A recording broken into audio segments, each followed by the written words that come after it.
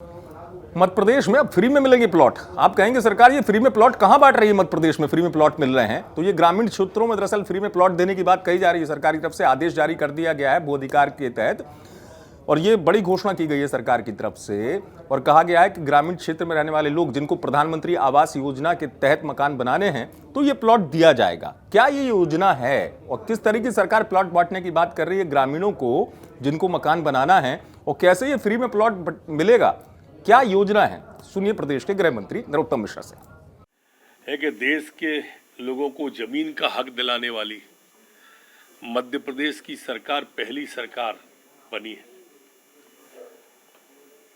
25 सितंबर को घोषणा की और 28 अक्टूबर को आदेश जारी हो गए।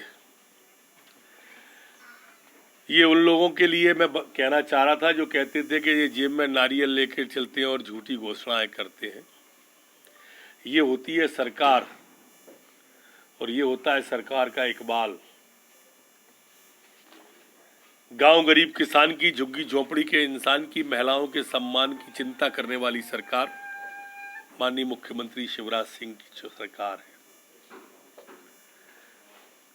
गांव के अंदर मुख्यमंत्री जी को जब मिला परिवार, बोले बच्चों की भी शादी हो गई है, हम सब एक ही में रहते हैं।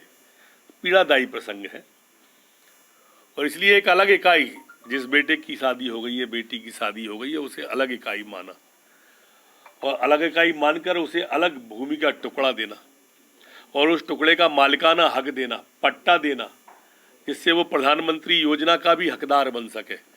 ये काम मध्य प्रदेश सरकार ने किया है। भू अधिकार योजना के दिशा निर्देश भी जारी हो गए। ये ग्रामीण क्षेत्रों में योजना लागू होगी। राज्य सरकार पट्टा देगी। मूलभूत जो सुविधा आवश्यकताएं हैं प्रतिष्ठापूर्ण जीवन यापन के लिए, वो सब इसके अंदर होगा। इसमें बैंकों के ऋण मिलने में आसानी होगी। टुकड़ा 60 वर्ग मीटर का होगा। पात्र हितग्राहियों की सूची आमंत्रित की जाएगी। आपत्तियां और सुझाव भी आमंत्रित किए जाएंगे। सार्वजनिक स्थलों पर सूची प्रदर्शित होगी। पति पत्नी के संयुक्त नाम से भूखंड होगा वो, और भू आवंटन के लिए कोई प्रीमियम व्यक्ति को नहीं देना होगा, एक भी पैसा नहीं देना होगा। भू खंड के लिए ऑनलाइन सारा पोर्टल पे आवेदन करना होगा। आयकर दाता या शासकीय सेवक होगा, उसको इसका लाभ नहीं मिलेगा।